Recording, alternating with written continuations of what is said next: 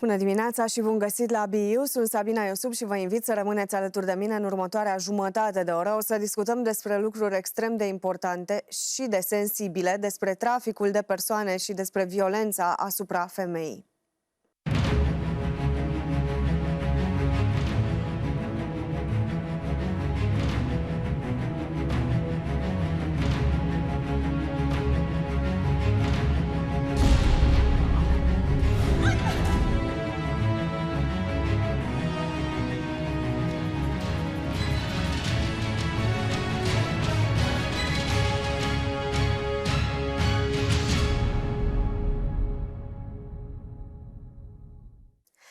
Today here with me in the European Parliament in Brussels is Julie Ward. Thank you so much for your presence again at BU.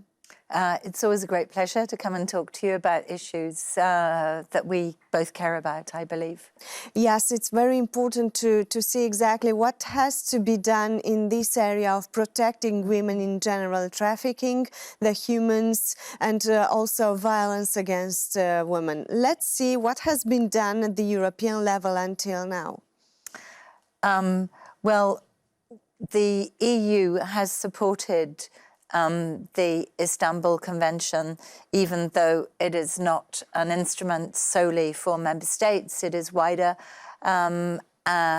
but because one of our core principles is gender equality, equality between men and women, and because violence is a result of inequality, the EU has been very supportive of the Istanbul Convention and encouraging member states to sign the convention, to ratify it and to implement it.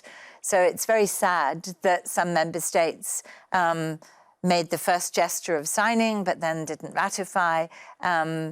And yet countries like Albania, for example, are way ahead in terms of ratification.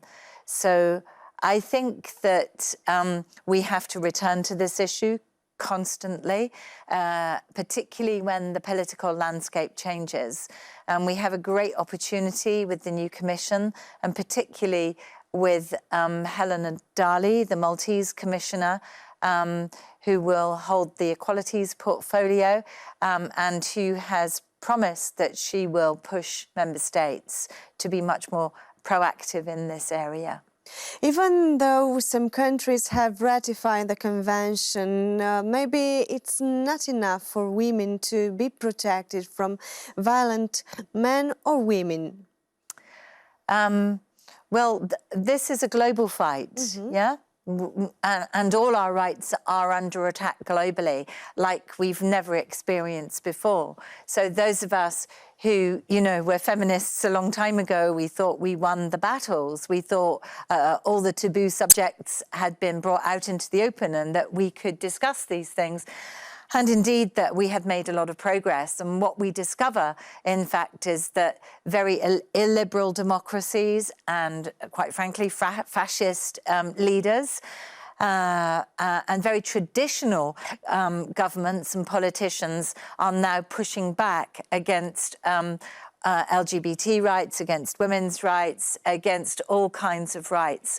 So now is not the time to be a bystander. Now is not the time to be mild and meek about this, but to demonstrate that there is an instrument which is the strongest and would be the best legal instrument to protect women and girls from violence. Any instrument needs resources. And so this might be... This means only money? Of course. Well, it's not just money, but money has to play a big part in this. So resources means you probably need some kind of ministry, for example. Yes, you could throw a lot of money at a problem, but unless you have experts working in that field who are dedicated to the detail, actually you could make a lot of mistakes and the money could not necessarily go to the heart of the matter or really change the outcomes for the victims. So I think that, you know, we have to have some proper resources which are also about people and experts who are given a position within the government that is respected, and leadership has to come from the top, and then money, the resources that need to be given can be used in the best possible and most efficient way. If we're looking at the societies in general, we should go back to education. Yeah, we should, yeah. I'm really proud that I was a rapporteur on a report called Empowering Women and Girls Through Education. And one of the most controversial amendments that I tabled for that report was an amendment to support and encourage sex and relationship education. And I can remember it was very early on in my first mandate when I did this, and I can remember some people, even in my own political group, were a little bit nervous about this. They thought we might lose the whole report. But I stuck to my guns. I know that good quality sex and relationship education for both boys and girls will make a real difference to how people are treating each other in their relationships with one another. And we won that amendment. So I just want to say sometimes we need to be courageous, yeah? We need to do the right thing because we know it's the right thing. And I had some experience in my work before I was a politician of promoting this kind of work. In fact, using arts and culture, media within informal and formal education settings. So I wasn't talking about something I didn't know about. I was talking about something where I'd seen good practice. And I could tell you the difference that made to young people when these things were brought out into the open and they were being treated seriously and respectfully as young adults even, who are going to have to deal with these things in their lives. And I think we still have to try and push for that.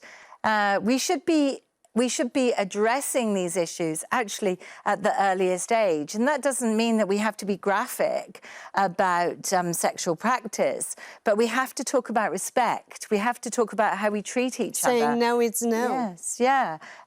And there's lots of people are worried about paedophilia, for example.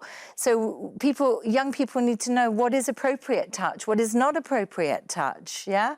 And need to know who to talk to, that it's not wrong to say things, to come to somebody and say, actually, I'm a little bit worried about, this adult or that adult who's been approaching me in a slightly strange way. If we don't address these things in a sensible manner, actually we are just going to be storing up problems for the future. And I think we owe it to our young people actually to have the kind of education where in fact we can have champions, we can do peer education, and we have to talk about all those things alongside other things like bullying, for example, like well-being and mental health. I think if you package all that stuff up together, you often find that, maybe the way, maybe anorexia, for example, might be the result of a girl feeling under pressure to be a certain size and a shape, a certain dress size, because actually of the way that she's being addressed by young men in her community. So let's have all that stuff out on the table. Let's be talking about it actually even when we are in the first schools, in the elementary schools. And I think we would have much healthier societies if we were prepared to do that. Also, this type of education is helping in combating human trafficking, but there are a lot of other steps to be taken. What should we do, in your opinion? Well, some of the most vulnerable people regarding trafficking are migrants, are people who are on the move, people who don't have stable lives, maybe not got all the documents they need, don't have access to welfare to social security, maybe from difficult family backgrounds, maybe from countries where there isn't even enough work, frankly. So I think we have to look at this holistically. We've got to try and find a means of giving some universal protection to people. But if we're talking about migrants and refugees, asylum seekers who've been fleeing violence in their own countries, find themselves in Europe looking for a more sustainable life, we have to provide safe and legal pathways, frankly. We've got to provide reception centres and that are targeted at providing services for women, for LGBT, because some of the people who experience the worst violence are actually trans women. So I think, again, we've got to identify a much more humane approach to the most vulnerable citizens in our society. And that might mean, you know, that they are not necessarily Romanian or German, you know, they might be Syrian, they might be from the Lebanon, they might be from some of these other countries where people's lives, where people are living in fear of all kinds of violence. Unfortunately, if we are looking at the data in terms of sexual human trafficking, most of the persons, most of the women and girls are coming from Eastern Europe, especially Romania. What should be your advice for our society, for the government, for the authorities, for the NGOs, those who can do something in stopping this? Okay. Well, again, we have to go back to education. We have to go back to opportunities. We have to go back to giving young women really positive role models. We have to, I think there's a whole load of things where we have to enable and empower women to believe women and girls to believe in themselves. And maybe to rehearse and practice their own strategies for survival. You know, if you haven't got anything and you want the latest suit or dress or handbag, you know, or even music or iPhone or whatever, and you don't have that, but all your friends seem to have that. So along comes some bloke, you know, some man, and he's going to give you all this stuff. It's very difficult, isn't it, if you didn't have it and everybody else has it. So our societies at the minute seem to be very predicated on, you know, what kind of accoutrements from modern society you might have. And we have to demonstrate that this is not what makes a good person, okay? A good person and a successful person is somebody who has transferable skills that they can apply in a lot of different employment situations.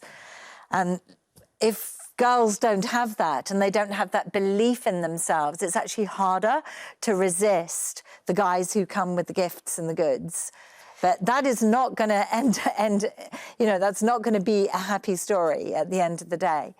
And I think that we could really do with some powerful personal testimonies, people who are willing to tell their stories, as difficult as they are, as painful as they are. We need to demonstrate the real dangers. And I think that requires us to hold out the hand to some of the victims and say, you have to now be the ambassadors. You have to be the truth tellers.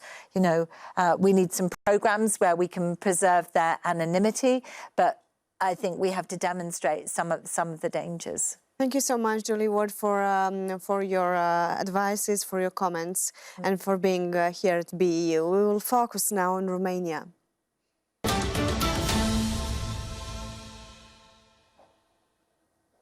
Alături de mine la această oră este doamna Rovana Plumb, membru în comisia care se ocupă de tot ceea ce înseamnă protejarea drepturilor femeilor și egalitatea de gen. Vă mulțumesc foarte mult, doamna Plumb, pentru prezență. Eu vă mulțumesc. Bună dimineața tuturor! Și de asemenea, acasă vă ocupați de tot ceea ce înseamnă organizația de femei din partidul din care faceți parte, așa că aveți suficiente date pentru a înțelege exact cât de complicată este de fapt lupta cu violența împotriva femeii și lupta cu tot ceea ce înseamnă traficul de persoane.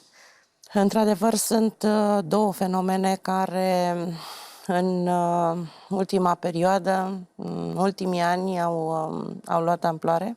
Sigur că în același timp au fost luate o serie întreagă de măsuri, atât coordonat la nivel european, cât și la nivelul fiecărui stat membru, deci implicit și România. Atunci când vorbim de violența domestică, trebuie să vorbim deopotrivă de modul în care putem să schimbăm atitudinea noastră în familie și în societate, pentru ca ai noștri copii să nu preia modelele acestea și să le propage pe viitor în familiile lor.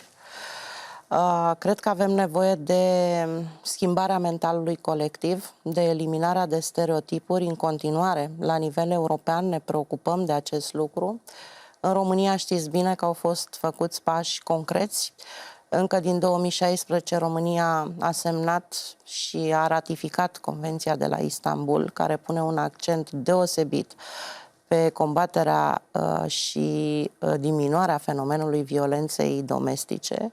Mai mult decât atât, anul trecut, odată cu preluarea guvernării de către doamna prim-ministru Dăncilă, prima, dacă vreți, măsură legislativă a fost adoptarea Ordinului de Protecție Provizoriu, care pune în siguranță victimele violenței în familie, separându-le imediat de către agresor la intervenția autorităților statului, dar sigur că mai sunt multe lucruri de făcut. Noi, la nivel european, ce vrem să facem? În următoarele 100 de zile, atât la nivelul Parlamentului European, chiar ieri am discutat cu colegele și colegii din Comisia pentru Drepturile Femeii, Comisia FEM, cum o cunoaștem, de a începe raportul pe viitoarea strategie privind egalitatea de șanse, unde un loc central va fi ocupat de măsurile pentru continuarea combaterii fenomenului violenței domestice. Ce înseamnă asta în mod concret? Când vorbim de violență domestică, în afară de tot ceea ce înseamnă măsuri concrete de asistență psihologică, de consiliere, de construcție sau realizare de infrastructuri sociale. Înseamnă, pe de o parte, și combaterea violenței în general, care e din ce în ce mai pregnantă într-o eră digitală, online. Iar pe viitoarea strategie pentru egalitatea de șanse la nivel european, un accent deosebit se va pune și pe combaterea violenței care este propagată online, dar în așa fel încât să se poată asigura un echilibru între respectarea dreptului fundamental de liberă exprimare și diminuarea efectelor negative a propagării urei sau violenței în mediul online. Pe ce se va mai pune accent, sigur, în viitoarea strategie privind egalitatea de șanse este și nevoia ca tot ceea ce înseamnă zonă rurală, unde trăiesc, și mă refer aici la nivelul întregii Uniunii Europene, nu numai în România, unde deja s-au luat măsuri și se lucrează cu Asociația Femeilor din mediul rural, platforme de schimburi de experiență, platforme de informare asupra drepturilor femeii și nu numai, de asemenea, pregătirea pentru a putea reintra în câmpul muncii, de a se găsi variante în așa fel încât, prin asigurarea unui echilibru între viața de familie și viața personală, femeile să poată să aibă un acces mai facil la locurile de muncă. Sigur și o că independență financiară de care au nevoie pentru a-și proteja familia despărțită după o astfel de vorbim la nivel european și nu numai la nivelul fiecărui stat membru. Din fericire, România se află printre primele locuri la nivel european în ceea ce privește măsurile care au fost luate pe pozitiv pentru reducerea diferenței salariale între femei și bărbați, pentru că acest pay gap, cum îi spunem, sau diferența aceasta salarială se regăsește ulterior și în pensii.